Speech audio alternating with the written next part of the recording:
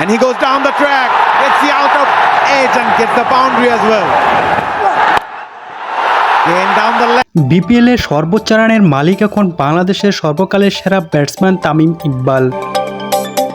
BPL এর শীর্ষ 4-এ ওঠার গুরুত্বপূর্ণ ম্যাচে দুর্দান্ত 4 ছক্কায় 45 বলে 71 রানের ঝকঝকে ইনিংস উপহার দিলেন তিনি। সম্মানিত ভিউয়ার্স, এ সকল বিষয় বিস্তারিত জানতে ভিডিওটি না টেনে সম্পূর্ণ দেখতে থাকুন। আর আপনি যদি আমাদের চ্যানেলে নতুন হয়ে থাকেন তাহলে আমাদের চ্যানেলটিকে সাবস্ক্রাইব করে পাশেই থাকুন।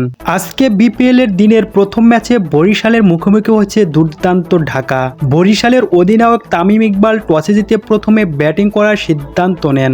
ওপেনিংয়ে নামেন তামিম ইকবাল ও আহমেদ শেহজাদ। প্রথম দিকে দুজনেই ধীরগতির ইনিংস খেললেও 4 ওভারের পর থেকে মারকুটে ইনিংস শুরু করেন তামিম ইকবাল। একের পর এক 4 ছক্কায় মাতিয়ে তোলেন গ্যালারিতে থাকা দর্শকদের। একেই বলে বাংলার বাঘ। তামিম ইকবাল যখন গর্জন দেয়, সামনে সিংহ আসলেও মেরে বিড়াল বানিয়ে দেন।